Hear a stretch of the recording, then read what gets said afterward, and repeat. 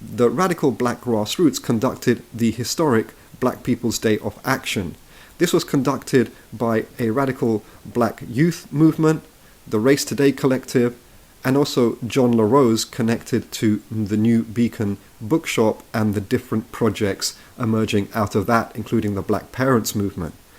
The Black People's Day of Action was following the New Cross massacre in 18th of January 1981, which saw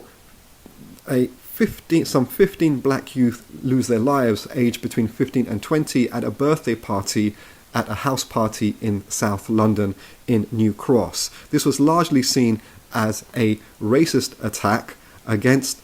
black community at this party, but the police basically not only covered up that racist attack, but treated the survivors with utter racist contempt, leading to a groundswell of militancy at the black grassroots and others, leading to this historic day of action.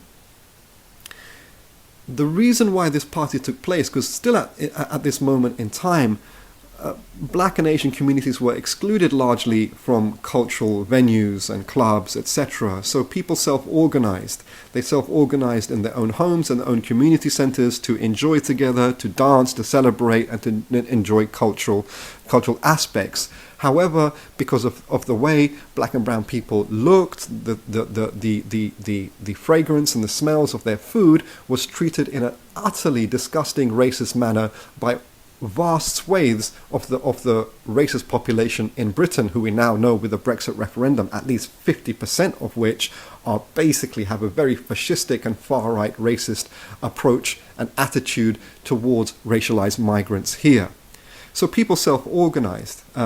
into the 80s, and this only started to change into the 90s actually through rave culture, in which a black-led grassroots movement created a massive musical and cultural industry, which obviously capitalist interests saw a opportunity to make money, so that becomes formalized in clubs and festivals, etc.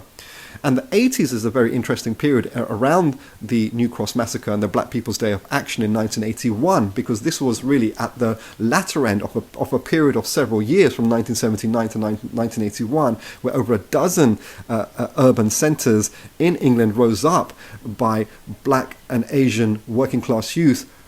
rising up against police brutality and general systemic racism in education and housing, etc. But through the 80s, the black grassroots starts to be divided and corrupted by the emergence of the black middle class, including by a spat of Labour MPs, who basically ends up defanging what potentially could have been an ongoing radical movement for the interests of black working classes, and instead diverts them into the system and also the British state divide and rule approach and framework of so-called multiculturalism, which is to divide communities along racial and ethnic lines so that they do not see their commonality, and then to systematize that through funding and organizational bodies that then led to the state we are today, which is that